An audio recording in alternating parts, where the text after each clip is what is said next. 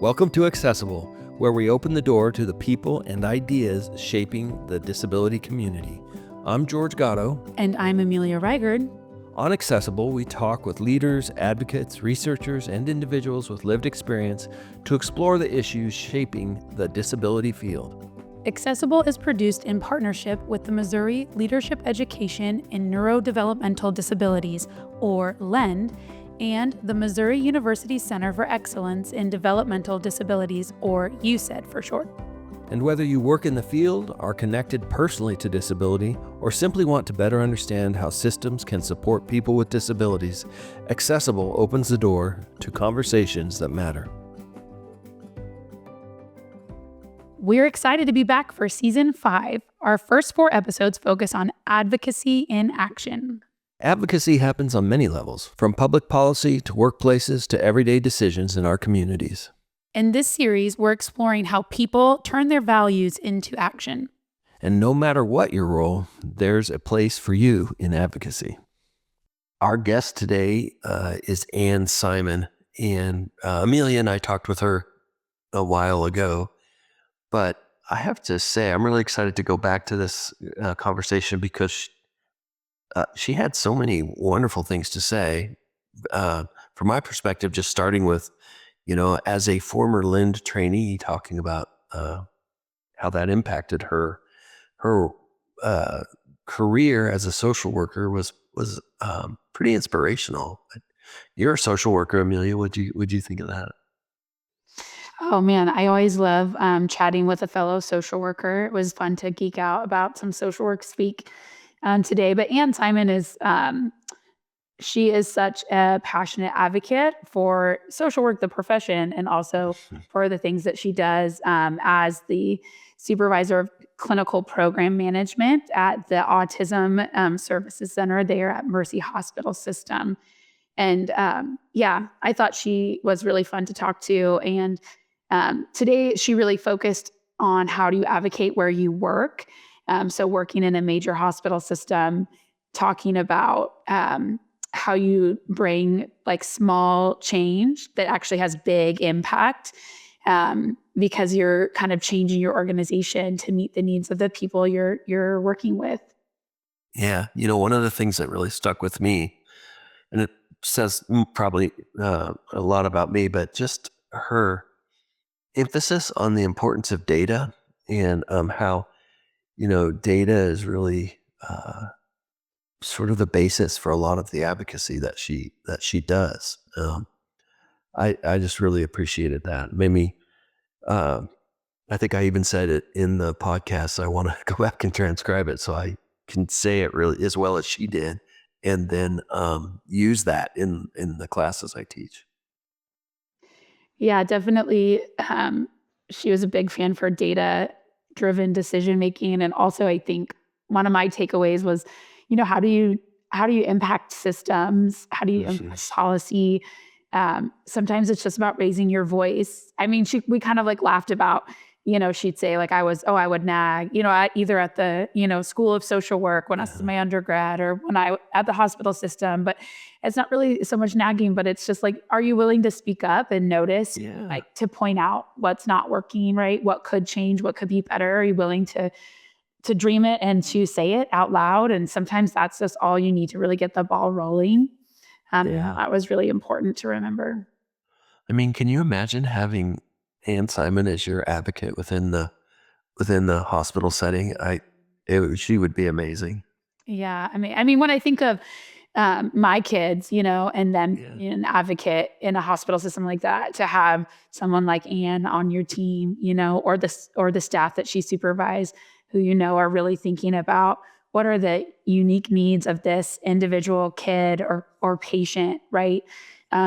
Taking into account neurodiversity, taking into account disability specific. How do we support this kid, this patient to get the best care? And for the family too, and to have that, positive experience. So very cool stuff that they're doing over there under Ann's direction at Mercy Hospital for sure. Yeah. Well, should we get into the interview then? Yeah, I think everyone's ready for Ann. All right. Well, Ann Simon, we are so excited to have you joining us today. Welcome to Accessible. Oh my gosh, thank you for having me. This is, like I said, this is a little bit of a dream come true, which will tell you how much I want to accomplish in my career, but this is pretty exciting for me. That's a compliment to us, or big compliment to us that this is a highlight on that resume because you have quite an impressive resume. Oh, thank you. I'm so thrilled to be here. Thank you guys. Well, we just like to start by getting to know you or letting our listeners get to know you a little bit. So, um, I know that we have it in front of us, but if you could tell us a little bit about who you are and where you work and what your connection to developmental disabilities is, that'd be great. Yeah, so I am from the St. Louis area and made kind of an impulsive decision to head to Mizzou, like everyone else in the St. Louis area. But one of the things I always credit this conversation to is I had a phenomenal high school counselor who, when it came time to make these decisions, she said, what area do you want to go into? And I said, I don't know. I just want to get through finals. Can you please just tell me what to do with life? And she did. She said, based on all the things that you do as part of your high school experience, have you considered social work? And I blindly accepted it. I like, there's not even an impressive story there. I said, yep, sounds great. Love it. Let's do it. And then that sort of decision making kind of carried me through my late teens and early 20s. But once we got to the point of like choosing our practicum in undergrad, again, I was just trying to get through the day and I was handed a list of places. And one of them was an organization called the Judavine Center, which is now also its own thing, but it has branched off in a couple of different ways. And I went, oh, I've heard of that one. And I called them, interviewed, said, let's do it. One of the things I think that kind of got me open to that is I grew up, my dad has epilepsy, and I was the only 5-year-old who knew how to respond to a seizure. And I remember in first grade talking about like neuro and neurology and like what it means. So I think that put me in a position to be open-minded to the work that was done. And then in grad school, I was sitting in a seminar, not paying attention. And someone came to talk to us about the LEND opportunity. And my cohort, Jordan, said, hey, I think that you might want to listen to this. And totally fell in love with the opportunity from there. So shout out to Jordan, because I wouldn't be in this trajectory without her.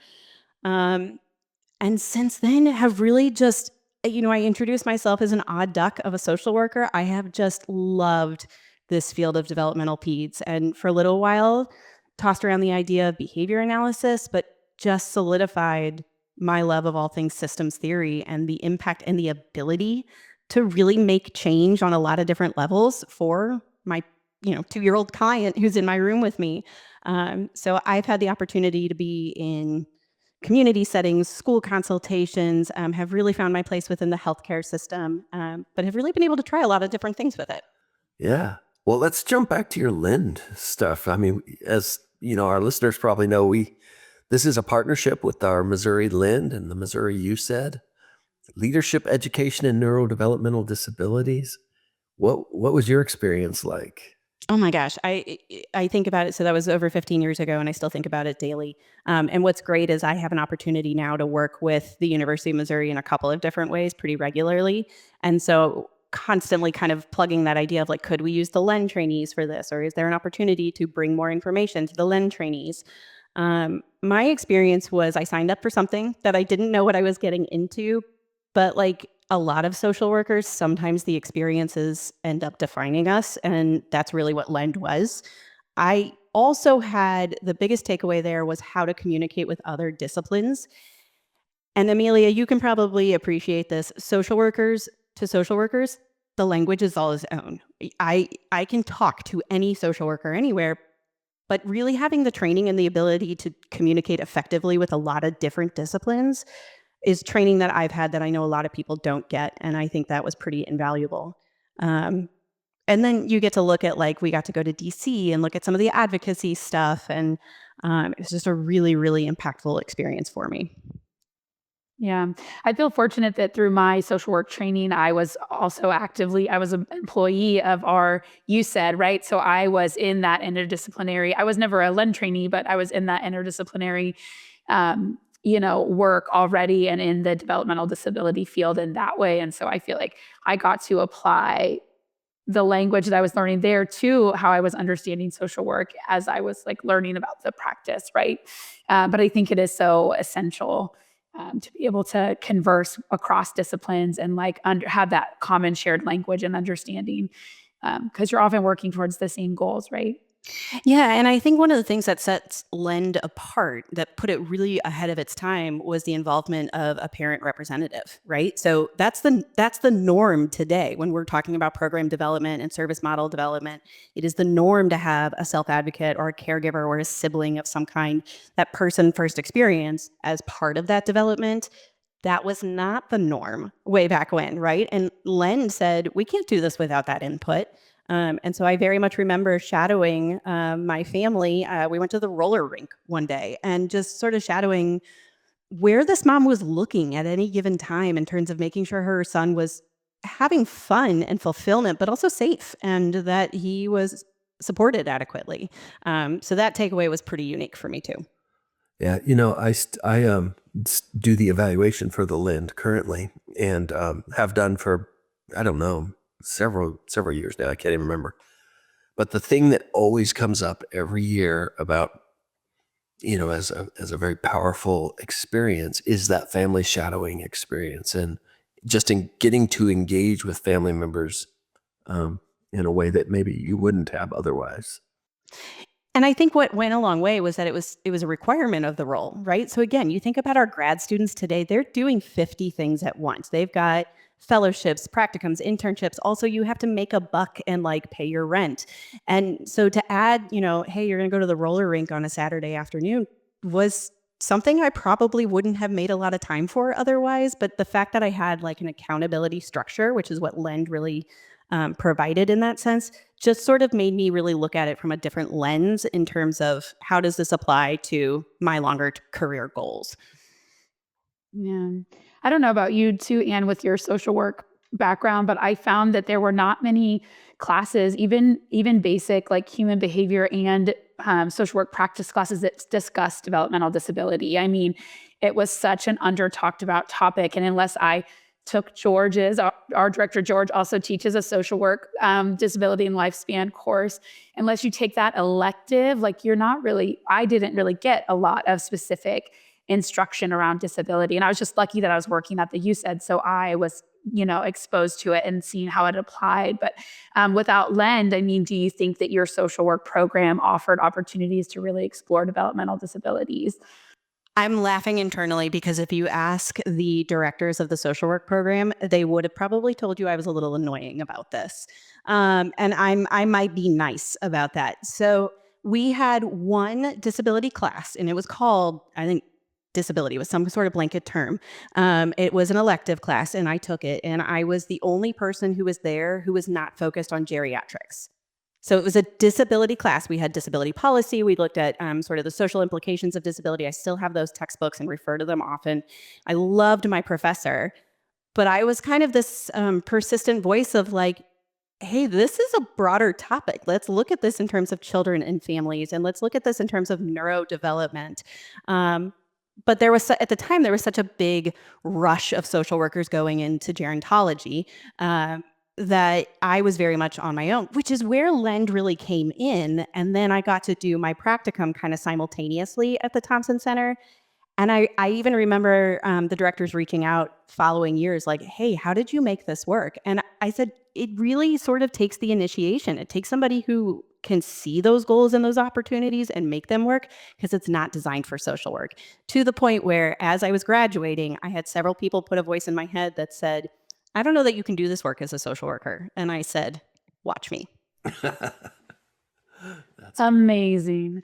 Amazing. I do love that about social work is that you can do almost anything with it, right? Because it's applying the theories and the principles, and it's working with people and understanding people and environment.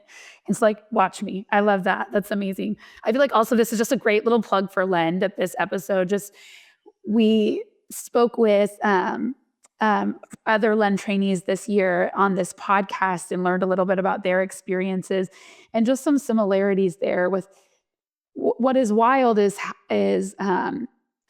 disability being such a part of the human experience, right? And that, every family is going to have a member, or a relative who has a disability.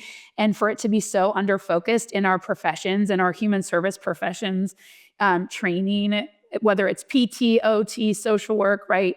That it's not more readily talked about. And it's just this kind of like special aside elective. It's like where we're really underserving our professionals before they go into the field, because they're going to work with people with disabilities, and what background and knowledge do they have to stand on. And so I love that you were kind of nagging at the social work department, like, hey, are we talking about this enough? Are we talking about developmental disability and all the types of disability? And I think that goes to a really good point. Is one of my passions right now is really sort of promoting this idea of neurodiverse informed care, right? So look at the trauma informed care model. It was first identified in 2001, and just look how standard that is in helping professions now, right? It is ingrained. It is not an extra certification or extra training. It is embedded in all of our basic care principles, right? And what we've learned in this specialty is we can't afford to be highly specialized anymore, right? This need for this informed type of care, it's in pediatricians' offices, it's in behavioral health, it's in schools, it is at the grocery store, it is in our movie theaters, right? So like, you talk about social workers maybe not having this training. And one of the things I work with my team on is you have these skills. But what we have to work on, and what we're not always taught, is how do we transfer them to different populations. And so really taking a close look at like those informed care model practices and applying it. And we've had a lot of work in terms of initiatives to do this in healthcare. But again, it takes sort of a bleeding heart, somebody with exceptional compassion to really make these happen. And 2026 is going to be the year where it's just part of our standard care. So let's talk a little bit, Anne, about where you are now. You're with Mercy Hospital System, and you're working with kiddos with autism. So will you talk a little bit about that role and how some of that neurodiverse care model, like your passion around that, has kind of come or influenced that role? Yeah. Mercy is really where I can tell you that some of that nagging behavior I had in grad school, Mercy has responded to that beautifully. So I have been here almost 10 years now. Prior to that, was in a similar role at another children's hospital in the area, which comes out of a grant funding opportunity that the autism centers have, that requires some sort of parent support role. And different centers do it in different ways. And I've seen some beautiful things come out of different disciplines in this type of role, but certainly really advocate for the strengths of social work in that type of role. So coming to Mercy, they said, listen, you've kind of done this. How can we build this now that we have this grant?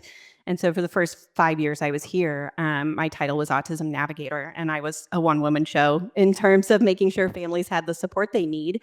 I mean, you think back into the early 2000s, it took 18 months to 3 years to get an evaluation, and you were given a folder and said, you got to move on because we got to get to the next family.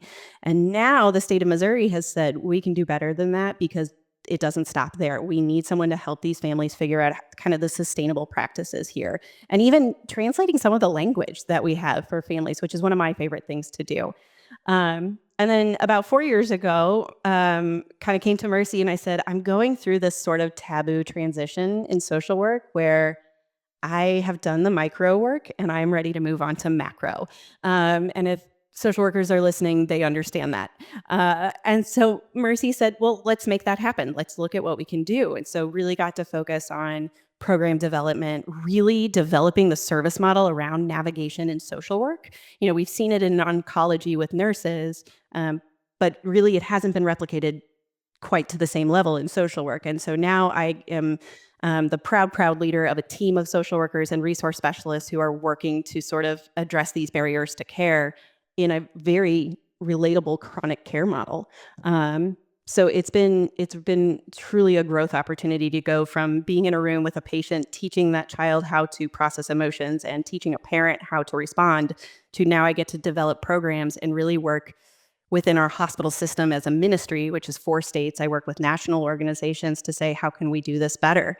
So it's just been a really great experience. That's amazing. I think one of the things we've heard from our LEND trainees is their interest in advocacy, right? And what does that look like, right? And so what you just gave there was this really great description of taking your experience on the micro level, working one-on-one with patients and families, and then using that to inform, well, how as an organization, as a team of social workers, or as a department, right, or as a hospital system, should we think about care of our patients? And so I wonder if you would talk a little bit about how you can do advocacy, because I think sometimes we think about advocacy, I call it like big P advocacy, like I'm going to the Hill and I'm going to talk to legislators and we're going to get some laws changed, right? That, to make things more equitable, to make things easier for the people that we're serving, right? Or better. And a lot of times what can have a really huge impact, though, is the small p, right? So it's like, can an organization or a healthcare system do a small policy change that will change how that individual or that patient or that client receives care, right? And then improves the quality of their life. So I wonder if you talk just a little bit about your thoughts on that. Yeah, I love the way that you did big P and little p. So we do the same with like a big A and little a when we talk about the word advocacy. So I do a lot of consultation with parents who are struggling with their child's education programming, whether it be IEP, 504, basic communication with the teachers about accommodations. And the first question I get asked is, can I have an advocate come with me? Which in translation is, I don't know what I'm doing here. Can I have somebody come in and kind of lay the law out? And so we talk about, what does advocacy mean to you? What does it look like for you? What would you want that to be? And can we get you there so that you can do it in all the other meetings that you go to? So that's one of my favorite things to work directly with parents on, is some of that coaching. But what's been really, really fascinating is the impact that I've been able to have with my interdisciplinary department to advocate for our patients in a lot of different environments. So Amelia, you and I have talked about our Keys to Me program, which really stems from, we had patients from our autism center who were getting lab work or procedures in the hospital, and these kids weren't able to complete the procedure due to a number of behavior, communication, sensory needs, and our staff weren't prepared to support that. And so a group of wonderful, wonderful human beings said, we can raise this level of care. And kind of looking at a couple of other hospitals who have done similar work, we were able to implement into our electronic health record a form where we can now include some of those really important key care notes that otherwise somebody would have to search for hours to find buried in a note, right? And that even includes things like, how does your child communicate? How do you as a parent communicate? And what can we do for you? What behavior might we see? And the whole idea was, paired with some really good education, our caregivers, our coworkers are now in a position where they can almost prep the environment to make those appointments more successful and more comfortable for our kids and our families, right? So to me, that program's a really great example of, we were advocating for our specific patients, and we had to advocate in a way that really created a much larger system change, ripple effect. And now we're seeing similar programs and adaptive care programs in a lot of children's hospitals. And now we're identifying more work that needs to be done. And so we need funding, and we need people, and we need training, again, to sort of make this level of care standard. So when we talk about advocacy, little a, I got to make sure my patient gets the blood work so that we know what type of medicine they need so they can start sleeping. Big A, let's change the whole hospital system, and we got to get some state partners involved to do that. Wow, that is so cool to hear. Just to hear that. What is your? We try here at our med school, and also even with the med school in Mizzou, and we try to do some education around developmental disabilities, not just autism. Do you feel like I won't single out any particular group, but do you feel like hospital staff are coming into that work being ready to work with people with IDD? No. And I love this question. And I say no respectfully, but eagerly. And what's been really cool is, so think back to when more and more hospital systems were implementing true kind of health equity type of programs, if you will. And so Mercy gave us the opportunity as a committee of caregivers to say, how can we improve coworker experiences for coworkers who experience disability? But then eventually I said, hey, hi, what about our patients, right? So we have a really dedicated group of individuals who focus on the patient experience for our patients with a variety of levels of disability, right? And really, again, thinking in systems, it doesn't stop there. Oftentimes, that patient's parent or caregiver may also have a varying level of neurodiversity. So we've done a couple of things. One is all incoming new Mercy caregivers go through either nursing or our UAP training, or unlicensed assistant professionals. And those caregivers go through that training now have a disability component as part of that training within the St. Louis area. And we're working hard to get that ministry wide because we just keep hearing from people saying, how do we do this, right? With that reality in mind, any program development knows when you're finding the successes, you also have to identify the challenges. And one of those challenges is those efforts, and keys to me, are propelled by people who want to see this happen. And so we have to start including this into line items of budgets of your education training. And we have to start seeing this being a standard that's needed. Otherwise, we're at the mercy of one person, and what happens when they retire or they leave, and who's going to carry it on, who can add to their workload. And this is something I think Mercy has really taken a close look at. But certainly we're not the only hospital system still trying to figure that out. Yeah. I mean, that is one of the things I love about Lind, is that, it does that. And if you had to think about, I mean, you mentioned a couple of your own characteristics, but being willing to sort of nag or, talk about disability. What would you say that our Lind trainees now really should work on if they're going to come in and be promoting and advocating for disability? The first thing I would say is learn how to advocate for yourself.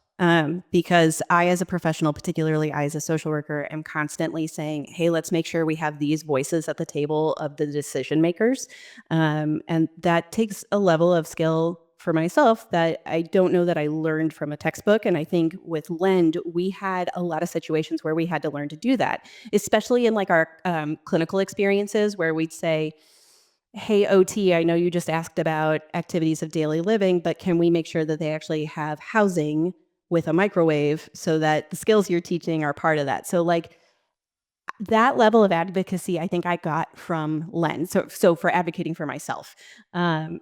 And so I would encourage Len students today to really look at how you do that and how you do it professionally, but also efficiently. We all know that there are personal and professional boundaries in any communication we have. And I think figuring those out early on is only going to propel your career trajectory and also the amount of change that you can impact on your patients and your community in the long run. I think that's great advice. I was going to ask a little bit about something you said. We have all of our guests fill out this little bio and information about themselves before they come on our podcast. And there's some way you identified yourself in your bio as a systems theory nerd. Oh, I love it. And I wonder if you would, one, give us your elevator speech for systems theory. Like, how would you describe it and talk about it? And then I'll ask, and then I have probably a follow-up question. So would you talk a little bit about systems theory? Oh my gosh, when my team listens to this, they are going to die laughing that this is a question. And the running joke, so we actually did this for Social Work Month last year. We did a little video of like, why do we do this work, right? And the running joke is that in any given meeting, Ann Simon is the first to point out micro, meso, macro. And then my teammate goes, or the only. So when I say nerd, it's pretty obvious. So when we talk about systems theory, especially in social work, we look at the micro level, which Amelia, you pointed out, is like our one-to-one work. So work with the person in front of me. And I got a really, really great opportunity to do this in some of my behavior therapy experience. And the lessons learned from that have then carried over to these next levels. So we've got our one-to-one, and then above that, we have our meso system, which I refer to lovingly as the redheaded middle child, and I could say that as a redheaded middle child. Meso is really important. I think meso gets overlooked a lot. I think we tend to look at what's immediately in front of us or the great big picture that we can't always control, right? And so I have to really be mindful about where meso fits in sometimes. And in the example of my career and what I do, a lot of our county funding, a lot of our efforts to support our coworkers, like when our SNAP benefits were in jeopardy, we did a lot of food drive work for our immediate coworkers within the Mercy system. So again, that meso gets overlooked, but it's a really integral part of this. And then macro is that big stuff. It's your policy, it's your advocacy with a capital A, it's your how do we fund this and who's voting for what type of budget line and what does that play into. The other piece that macro includes, and we're starting to hear a lot of this chatter in social work, is leadership, right? And this is where my passion has really landed, which again, I think I can credit to Lend, right? You talk about you have to be able to not only do this work with other people, but you also have to be confident in how to lead getting to a shared goal. And that's really carried over to some of my love of macro. So I love doing program development, really looking at how do we get patients in our doors. We know that it's hard to get in for an autism evaluation across the country. So how do we optimize some of these other service care models to really gain that access for families in a timely manner? But also, who's in the legislature that really plays into that, and what impact can they have, and can we look at some funding opportunities there, which certainly we are very, very blessed to benefit from. So when we talk about systems, though, we take those 3 levels and really look at how they all play together. So how each one impacts the other, and you can't have one without the other. And I think this is what makes social work so unique. I'm not going to name any names, but I think there are other disciplines who are really wonderfully focused on the one-to-one level, that sometimes those goals leave out the fact that we have to have housing in order to work on a safe place to emote behavior, or we have to work on access to school in order to work on goals with our peers. So this is where I really solidified that my love of systems is how we make the greatest amount of change for anybody. I love that. We're doing a lot of social work today, which is Yeah, we are. super fun for me. So, George, you're an adjacent anthropologist, so I feel like we have some We can get similar connected language there. overlap. Yeah, for sure. I'm thinking when I was thinking about systems theory this morning, knowing that we were going to talk to you, I was thinking about this idea of like advocacy, right? And that in systems theory, whatever the system we're talking about, a hospital system, right? Like, let's use that because you work in a hospital system, but that systems strive to remain stable, or in social work, we call it homeostasis, right? So like the system's always going to try to remain stable. So how do you challenge a status quo in an organization that needs to change when the system is going to always work to remain stable, right? Because sometimes advocacy and change making, it's going to be disruptive, right? It's going to have to change the way you look at something. It's going to have to change the way you do life, right? Do your work or whatever it is, whatever system you're changing. And sometimes human behavior's push is like, I want to stay with what I know, even if what could be better for us, right? And so like, how have you navigated that? Or how would you recommend navigating that when a system wants to remain the status quo? My heart just fluttered. I love this question. Couple of things come to my mind. So one, as clinicians, as social workers, we're always taught the importance of clear goals, right? Measurable goals. And that really feeds into sort of a love of data, right? So what are we trying to accomplish? Not we want better healthcare, right? Like what specific goal, what measurable goal are we trying to accomplish? And how are we going to know if that's successful? This is also whenever I'm kind of working up a conversation of like, why do we need to make this change? The other area I'm a big nerd on is Maslow's, right? And so when you talk about Maslow's hierarchy of needs, we have to start at the fundamentals there, right? And in order to do so, that's where we're making a case of like, we're not just creating change for the sake of creating change.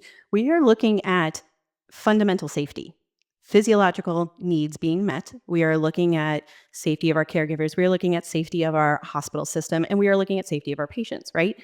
So really making sure we're focusing on what are our fundamental needs, and then what are our higher achieving needs, right? So in order to get where we want to go, what do we need to achieve first? So that clear outline of goals is going to be a really great way to start that conversation to challenge the status quo. I am also a big fan of, hey, let's pilot it. And again, my team's going to laugh when they hear this, right? So when we talk about greater... We love a pilot. We love a pilot. When we talk about greater change management skills, I'm a big fan of motivational interviewing. And so when we look at explaining to people why we need to create this change, even though it's challenging and it's a hardship, when we look at the motivation for change, again, we kind of have to go back to those primary goals. What is it that we're trying to achieve? How does that relate to your workflow? And how do we justify making this change to meet those needs? And so I think when we talk about bringing that back to systems, that includes looking at the big picture and the little picture. Otherwise, we're making some top-down decisions that ultimately aren't keeping people safe. They're not keeping them in good physiological shape, and we're not going to get to that higher level of achievement. Yeah. I love that. I love that answer and explanation. And just thinking about if you're not able to articulate the goal, right? If you're not able to say, what are we working towards? That you could go all over the map there, right? So just even starting with like, do we have a clear goal, and do we all have shared understanding about what is the goal? And we talk about that when we work with individuals, right? Like, do we have a shared understanding, individuals and families, of the goal at mind? So it seems true for systems. And I think this is where this is something where I think we as graduate students in helping professions can really improve a little bit, right? So I love data. I love looking at program data. I love looking at like behavioral goal data, because all of that then helps me inform those goals, right? So whenever I'm implementing a bigger systems change and I've got some pushback of why are we doing this? Why would we change this? My first response is, let's pilot this, and we're going to take some really detailed data, because emotions run high, but data can tell the truth, right? So if we're really resistant to this change, let's try this for an established amount of time, and let's see what's working and what is measurably not working, and what's the bigger impact of that, right? And even making that visual, taking it out of a conversation and making it tangible, really can help other people get on board with this greater change that sometimes we can't make by ourselves, right? I love that. Like, I don't know if there's a question in this, but I love, because we spend so much time doing pilot studies and, and evaluating them to look at impact. But I guess the question would be, how important is data to advocacy and effective advocacy? So the first thing that comes to my mind is whenever we're advocating for something, which is a really core value of social work, right? We also have to remember that there's another A to this, which is accountability, right? So who are we advocating for or on behalf of? And what is our accountability to that person? And what is the accountability of my role to the people I'm advocating to, right? And so data, in a sense, can be that accountability partner, right? It can be what keeps us on track, what keeps us on time, what helps us realize where is this not working and why would we keep going that way? And then it can also help us decide what is the next best step. So we do this a lot with like our state grant and looking at patients that we see for new evaluations, looking at some of their demographic data, and then looking at that and saying, boy, we could do a lot better in this particular area. How are we going to do that? And what are our goals for that? So for me, data is not only beautiful, like, can you make it fun and beautiful? It truly is an accountability partner. Oh, that's so good. I'm going to go back and transcribe this for my class that I teach. So that's great. Thank you. Yeah, I was just honestly thinking, I was like, does this count for some social work CEUs? I was like, and can you teach a social work refresher course for me? Because I'm loving That is definitely my long-term goal. Is it? Yeah, I really You would be an amazing professor. Sorry. I get, no, you're okay. And I get to do this within my role a lot within Mercy. So like we just had a group of college students come and I got to spend the day, I sat on the floor in an auditorium and just talked to these students like, what is it that you want to learn? We went totally off course, but it was such a worthwhile 6 hours of like, what's the information that you want to know and how can we apply it to why you're here, right? So even when you look in the broader scope of like ABA therapy is very prominent in the autism field, the entire core purpose is how do we generalize it to our social environment? And the same can be said about teaching in classrooms, in practicum experiences is I need the knowledge and I need the skills, but it also has to be applicable to what I'm doing. And we can do that through competency models. We can do that through great classes. And I think, in the last 6 months, I've taken a lot of work on like, what is the big picture here? What am I trying to achieve, within the world of social work and neurodevelopmental disabilities? And I think education is really that next opportunity in terms of if I want this to be standard level of care, someone's got to teach people to do it. And so taking some of those skills from Lend and that sort of framework that was so impactful for me, how can I bring that to others? Yeah, that's awesome. Well, I can just imagine that was a really impactful, like 6 hours for those students, and just hearing your passion and energy for not just the social work practice, but for, the patients and the clients that you guys serve at Mercy Hospital System, the kids that come to the Autism Center that they've learned a lot, and you have a lot of great things to share for sure. And that's what this comes down to. I can tell you a couple of weeks ago, I was having a crummy week. And, we were a little short-staffed and had a complex case come in, and someone said, "Hey, Ann, can you pop into clinic and work with this family?" And, at the time had enough on my plate. I kind of reluctantly said, "Yeah, sure, no problem. I'll go on in." And I walked into a 4-year-old boy who was showing me a dinosaur, and I said, "Is that a Brachiosaurus?" And this little boy's eyes just lit up. And for the next 15 minutes, we talked about anthropology and his dinosaurs. And it was this beautiful reminder of not just the why, but like, this is the energy that got me where I am. I can't afford to lose this, right? If I'm going to keep going, I have to come back to this more intentionally. So my little dino buddy really reminded me of that. Yeah, that's awesome. I do think sometimes, especially if you are doing things, you know, at the policy level or the advocacy level, you're doing some systems change type stuff that remembering that direct service piece or remembering, the why behind it can be really important to keep going, right? Especially when changing systems is hard. It's a long, sometimes arduous effort to make impact, right? And that's part of our role is particularly as social workers in this larger interdisciplinary field of neurodevelopment is, parents come in, their worlds are often rocked about this information about their child. And within the next 8 hours, they're expected to change all the systems of their life, right? And no one human being can do that.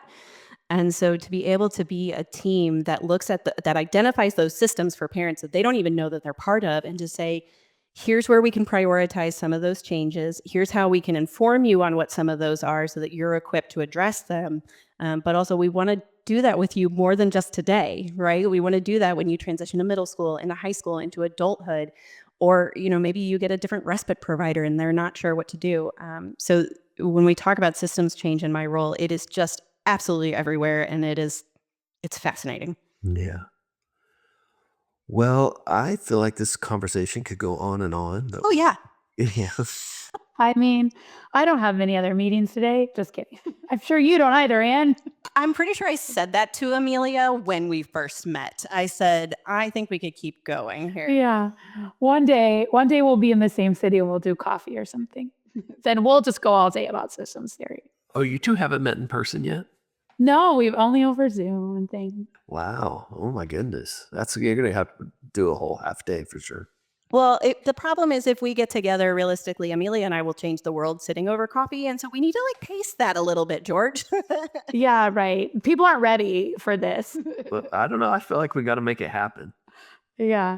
All right. Well, we need to collect some data in St. Louis soon, George. I'll submit a travel request. I love it. Yeah. Well, Ann, thank you so much. I mean, this has just been so great. And I know that our audience is going to really love everything you had to say. I got to tell you guys, when I say I'm happy to be here and I'm grateful, to be able to speak about the impact of not only the last, 15 plus years of my career and my discipline, but I firmly believe I don't think I'd be here without Lend. And so the chance to just get to talk about something that a lot of people don't know about, but has this major impact. And also we have to talk about it in order to really look at sustainability of it, kind of like Amelia was saying. And so happy to talk about it anytime. It's a lot of fun. Yeah. That's awesome. Such a fun combo. Thanks, Ann, for coming. Yeah.